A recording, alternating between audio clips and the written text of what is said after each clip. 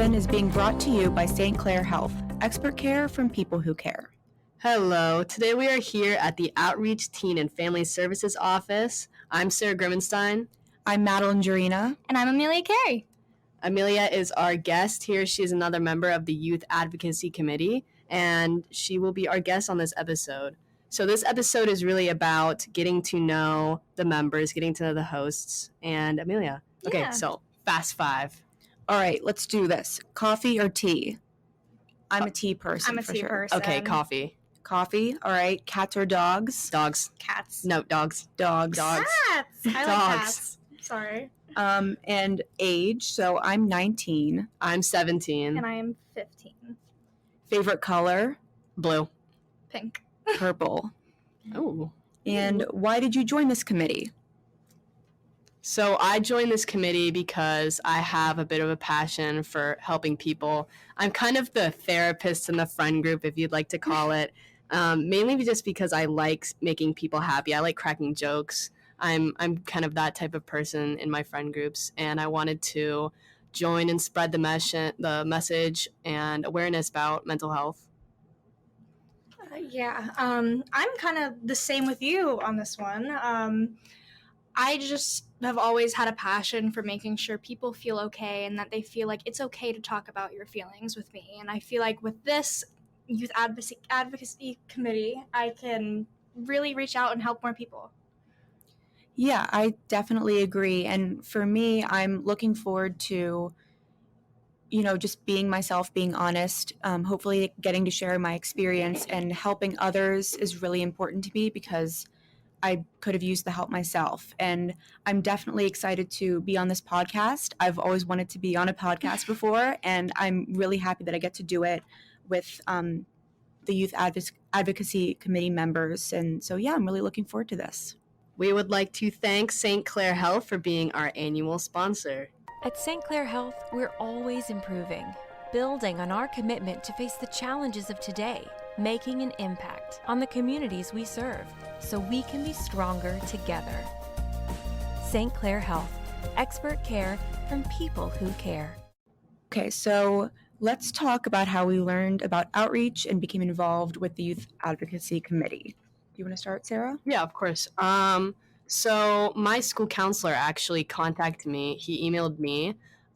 He knows that I kind of have a little bit of a niche for helping people, and I'm pretty passionate about mental health, and I'm a bit of a voice at the high school. So he emailed me and another student, and I ended up, I guess it was a good day, so I read the email. Normally I don't, and I looked into it a little bit, and I ended up contacting Mrs. Zangara, who is the director here at the Youth Advocacy Committee, and I had a meeting with her, and I got the position. Kind of the same thing, but except counselor, it was my mom. She had a meeting, and that's where she met Mrs. Zangara. And she knows, well, obviously she's my mom. She knows that I have a very big passion for mental health. So she went up and talked to her and asked a couple questions like, hey, what age can she start doing this? And she said now. So that's how I'm here. I'm very excited. And I'm happy to spread the word. So I'm here because I actually learned about outreach from my mom. She's really good at finding this kind of stuff because, she knows that I'd also really like to make a difference. And so, then I came in and interviewed, and here I am. I'm really happy to be here.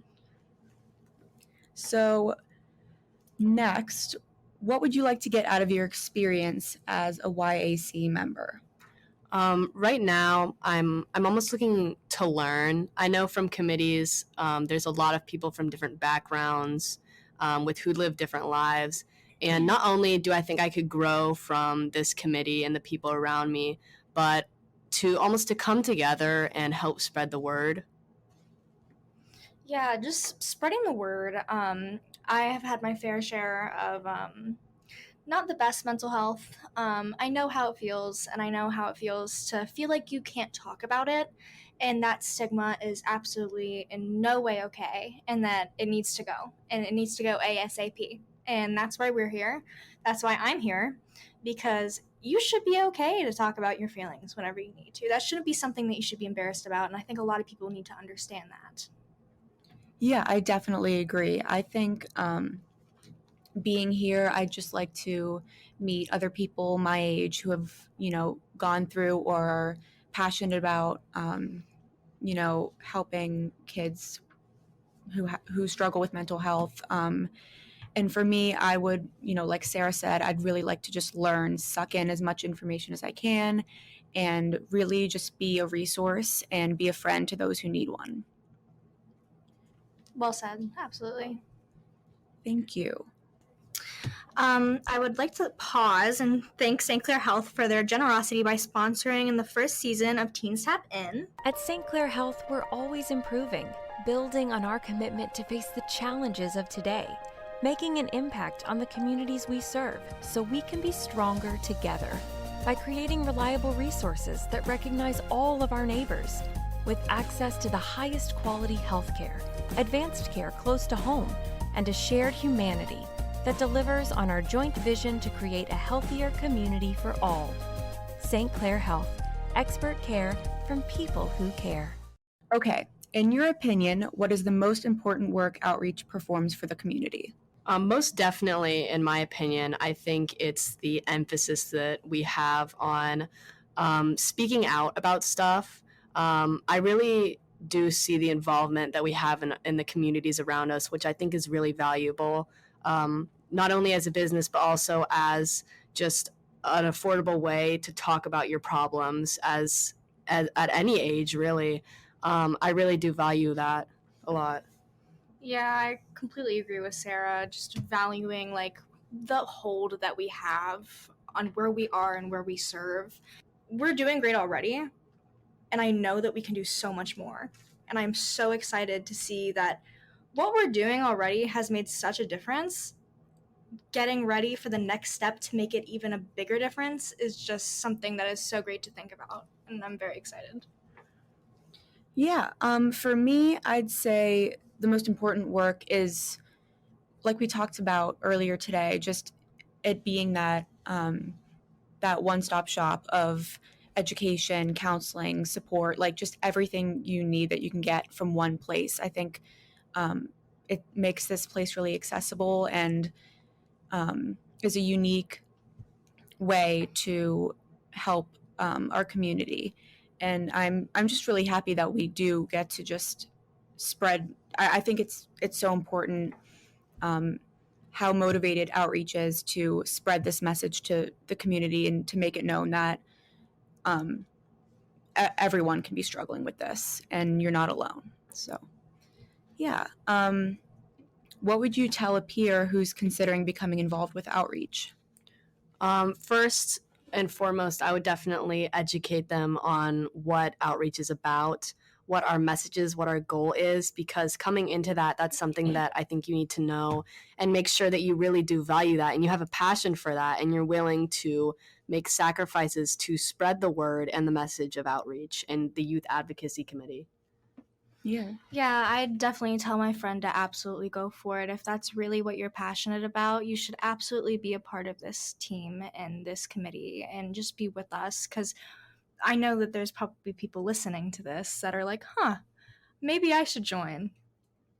Yeah, I'd absolutely tell my friend to just go for it. If that's really what somebody is passionate about, doing things like this, they should absolutely be a part of this committee. And speaking about being and joining this committee, our applications are open until the end of the year. And we are looking for more participants in this committee, and we are here with open arms. And just to be clear, you can go to the outreach website, go under programs, and go under the Youth Advocacy Committee and scan the QR code to apply. I think for me, I would tell a peer that this is a safe space, first off, that it's open to everybody. It doesn't matter your background, just the shared passion of our mission here. So I would say that first off, just so they know that, and would encourage it because, like they said, everybody's welcome. What is one piece of advice you'd give a peer who is struggling with mental health issues? A piece of advice that I would have is definitely talk. I know that's something that I never did because there is it's almost like a culture in our generation and the generations around and anybody really that you can't talk.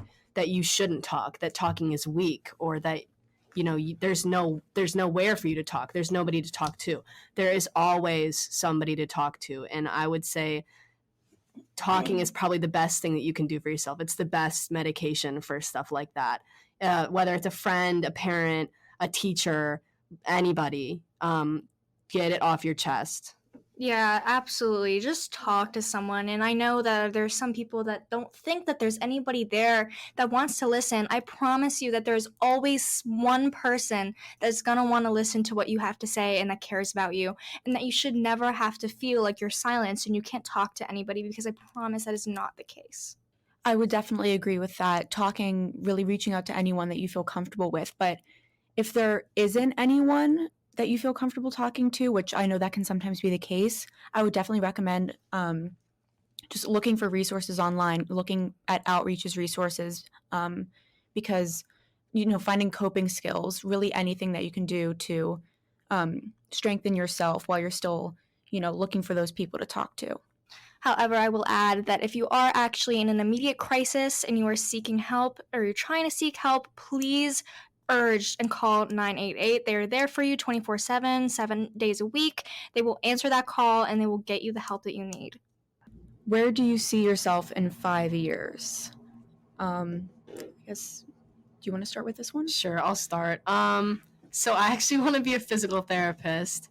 5 years. I'm going to be in grad school, I think. I don't know where I'm going for grad school. I actually just committed to Clarion University for swimming this past week for Silent undergrad class. Exercise science. Silent class. So hopefully I'll be in grad school studying physical therapy, but we'll see. It's whatever. So I am planning to be an adolescent psychologist, helping kids out, talking, because especially the entire reason that I'm here is because I truly believe that youth is stepped on when it's brought up on the topic of mental health. And I feel like that youth don't really get that much of a voice because, oh, you're growing, it's just your hormones. No, it's not. It's very much invalidating to hear, and that stigma is just, it's not healthy for any child to hear or go through, and that it's okay. And someone it's specializing in adolescent feelings and behaviors and emotions, I feel like that's very needed right now. So I'll probably be in college for that. Yeah, that's great. I think 5 years from now, hopefully I will be working as a vet tech. I'm going to school next month, so that should be really exciting. And I hope to just honestly learn more about myself and do a lot of growing. And hopefully I can just see myself with a good support system around me and doing things that I'm passionate about. So that's where I hope to be. But yeah, so something people might not know about me is that I do struggle with mental health issues, and I'd totally be willing to share some of my story. So I did go to Mount Lebanon High School, and just to sum it up, I guess, my anxiety started when I was really young, and I think it was pretty obvious to a lot of people, just because of the things I would say. And growing up, that was really difficult. It caused a lot of trouble in my friendships, especially, and school, really everything. It affected every part of my life. And with OCD, additionally onto that, I was embarrassed at school just because of the compulsions I had. It didn't make sense to people. I felt very alone, and no one was talking about their issues. So I felt like I was alone, like there was nobody else going through it. So I felt different, and like a bad different, like I didn't fit in. And sometimes I still feel that way, that I don't belong. And as I grew older and excuse me, suddenly, like, I was diagnosed with depression as well, and suddenly everything became, just the world became gray, and I started feeling like I had, really no one who cared about me. and I had no friends and I had no one to reach out to because, you know, I was scared. I was scared of rejection. I was scared that people really didn't care about me. So just to any other me's out there who are struggling, who are thinking those things or anything similar, I'm Madeline, and I'm here for you, and you're not alone, even though you may think you are, because there are other people who feel that the way that you do. Trust me. So yeah, I just wanted to give you a quick little summary of my story, and I hope that it helps some of you, because I know hearing this from, you know, someone who graduated from my high school, that would have been really, really helpful for me. So I'm honestly more than open to anyone reaching out with questions, with anything. If you need someone to talk to, I'm here. So yeah, I don't want to take up too much time. So that's a little bit of my story. Sarah or Amelia, do you want to add anything? I'm just going to say thank you so much for sharing that. I know it's really valuable for people to hear that. It was valuable for me to hear that. That's people like you who have spread that and shared their stories were the people that got me talking and got me to see a therapist back in my day. So would you like to? Yeah, I will absolutely say that story, that is really impactful. Yeah, I couldn't find the word there. Sorry. Would you like to share your Yeah, I'll share. Absolutely, I'll share my story. There's no shame here. So hi, I'm Amelia. When I was 4, I was diagnosed with severe ADHD.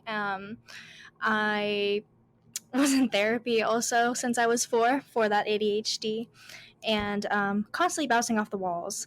And because of that, I was put on multiple medications. It wasn't multiple at once. It was just one week it would be this one, and then the next week we would try a different one because the first one prior didn't work. And it was like constantly an up and down of emotions. And because of that, when I was in elementary school, again, Madeline, I feel you, absolutely. I felt I was a bad different. I felt, oh, you can't focus because you're a bad kid. Oh, nobody wants to be friends with you because you're a bad kid. In reality, I just talked too much and I didn't even realize it because I didn't have that type of filter for myself, because I didn't even know what ADHD was. I thought there was something wrong with me. And to be honest, there was nothing wrong with me. I just didn't understand. And I feel like that's what a lot of people go through. Yeah, people would not play with me at recess. I would sit on the, like, kind of by the stairs area. I went to Washington, if you guys know the layout of that. That's where I went. And I just would watch other kids play. And I wish I had someone there that went, okay, you're a little different, not in a bad way. You just talk a little bit, and your brain's wired a little differently. That's nothing bad. And when it got into middle school, I went to Mellon. It did get a little harder because the workload was a little harder. Then I did get diagnosed with anxiety. I was put on medications for that anxiety too. It was just a lot because if work got too much, I would shut down. And because I would shut down, it would become, oh, like, I don't have any motivation to do this work. And I would fall, and my grades would fall with it. And when my grades would fall, I would get upset. And then it was just a never-ending cycle of, when is this going to stop? Like, how do I help myself? And after that, COVID hit. I was at the end of 7th grade.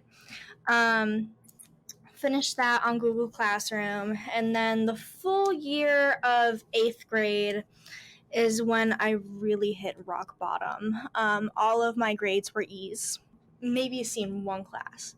And I would come to school, I would roll out of bed, I would be late all the time. I wouldn't pay attention in school, I would have my head down.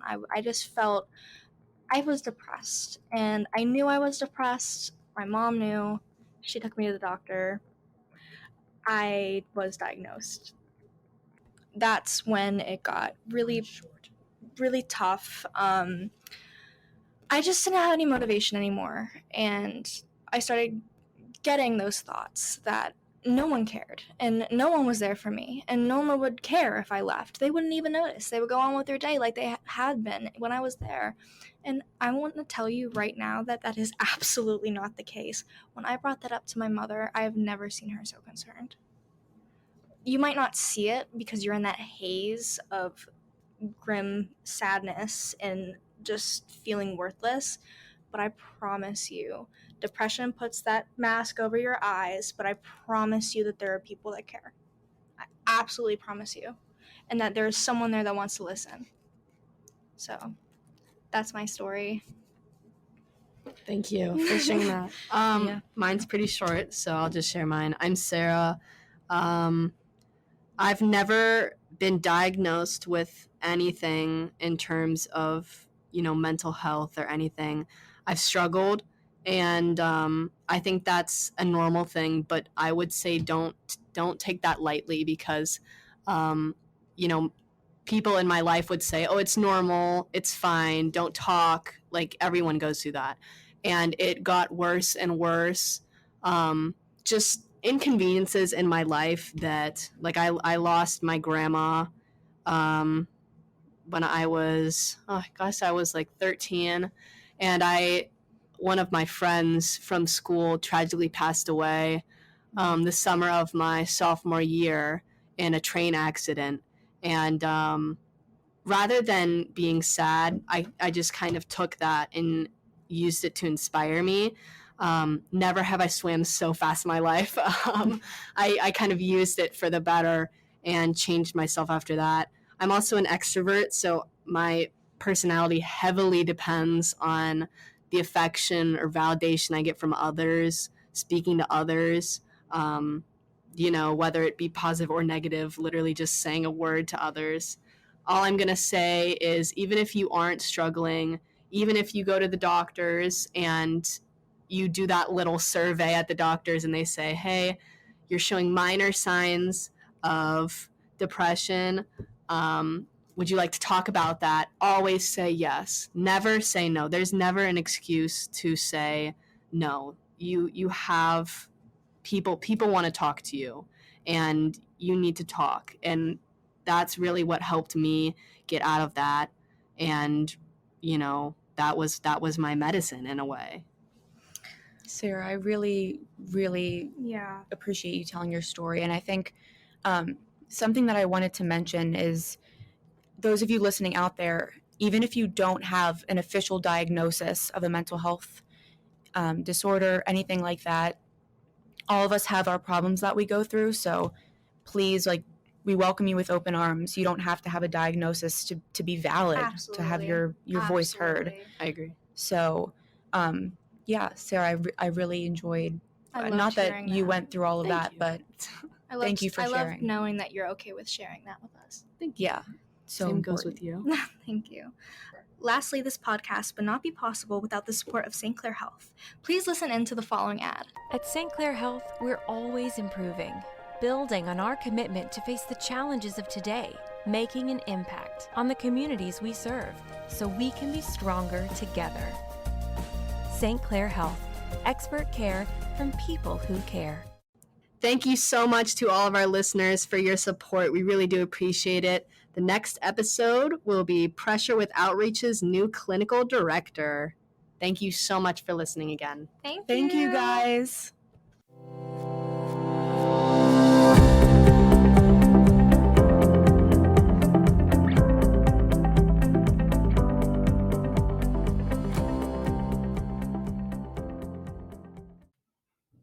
The views and opinions expressed in the Teens Tap In podcast represent the opinions of the hosts and their guests. The views and opinions expressed by Outreach Teen and Family Services employees, donors, and volunteers are their own and do not necessarily reflect the view of Outreach Teen and Family Services or the show's sponsors. The content here should not be taken as counseling advice. The content here is for informational purposes only, and because each person is unique, please consult your mental health provider or physician for any mental health counseling or other medical questions. The podcast should not be used in any legal capacity whatsoever, including, but not limited to, establishing a standard of care in a legal sense, or as a basis for expert witness testimony. No guarantee is given regarding the accuracy of any statements or opinions made on the podcast. If you find any error in any of the content of the podcast, please contact us at podcasts@outreachteen.org. Outreach Teen and Family Services, its sponsors, donors, and partners, expressly disclaim any and all liability or responsibility for any direct, indirect, incidental, special, consequential, or other damages whatsoever arising out of any individual's use of, reference to, reliance on, or inability to use this podcast or the information presented in this podcast. Please go to www.outreachteen.org to see the complete notice and disclaimer for the podcast episodes.